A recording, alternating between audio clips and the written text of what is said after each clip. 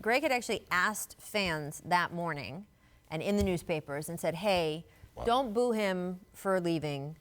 Cheer him and celebrate everything we accomplished while we were there. And he felt strongly enough about it. You saw him after the game say he was disappointed.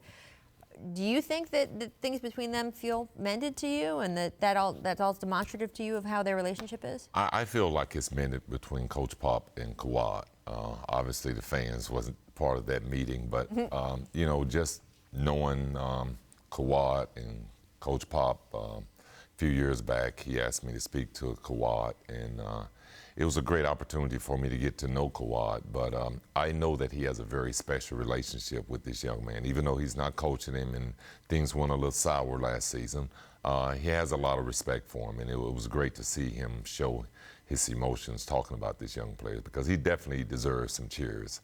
They won a championship there. He was the MVP, and as Pop said, sometimes in your career things go differently, and as players we get treated differently sometimes because we make different decisions, different than people in corporate America, but we should be treated the same. And if we're not happy somewhere, we got the right to make a move. I mean, I want you to go back just one step. When did Pop ask you to come talk to Kawhi? It was about a couple of years ago. They was in Chicago playing, and okay. He asked me after the game if I would just speak to him and talk to him and, you know, kind of get a feel because he felt like that his game kind of patterned my game a little bit. And it was just a moment. I went in for about 10 minutes and talked to him after the game. And what was the main thing you wanted to get across to him?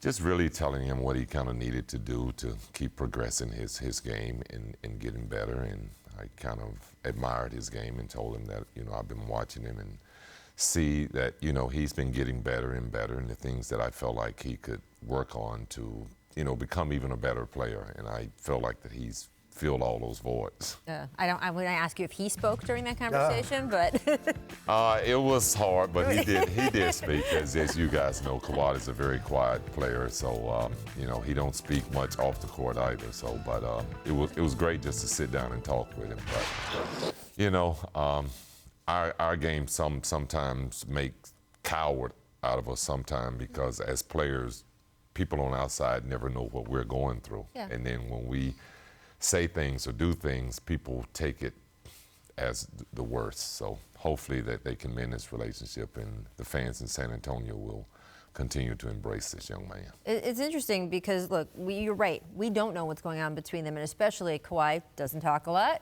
Right. Gregg Popovich, very famously closed mouth about what goes on behind closed doors.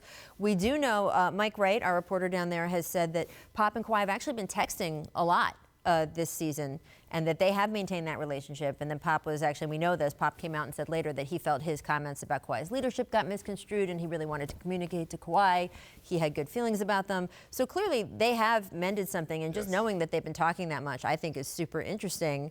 But it is interesting then also to hear what Kawhi said after the game, because he blamed a whole other party.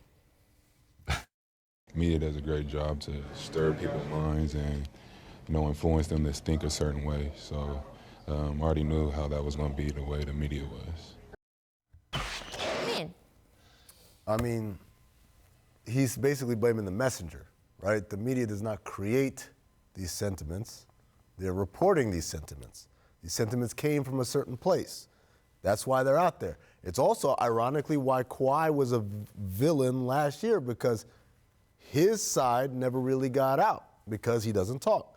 And so it's one of those things where that was very nice to hear Pop say that. It would have been nice to hear him say that last year when there were a lot of ugly things being said through the media. Don't know who said them, but they all seem to tilt towards one side and tilt against a certain other side. And so, yes, you can blame the media for putting it out there, but you can't blame it for creating that message. That message was created somewhere in the city of San Antonio. Yeah, I think the message was clear that his teammates felt like he should have been playing. So that really sort of dirtied up the water for him, and that's where the media started to really dig in and figure out, are you really injured, or you don't want to play here anymore?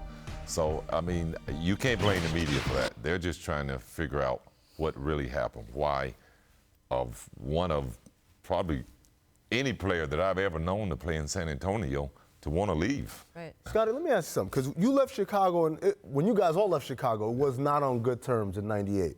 When you came back, first of all, what was your sentiment coming back? And then the other thing was, because we had clips of, was that Kawhi's mom with the jersey?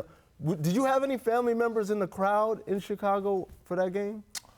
I don't recall, but, you know, for me coming back, it was to forget about my past as to what had happened and to look forward, because that's what it was about. It was about really building on what I had done in the past and not look at what had happened in between that was bad or what divorce happened. So I was happy to be able to come back because I wanted to remove that scar from my life because I wanted to finish as a Chicago Bull, and then I had to go on and finish my career somewhere else. Right. So I was a little disappointed, but it's a part of the business, and every player in this game gets traded or get talked about being traded, whether they get traded or not. Right.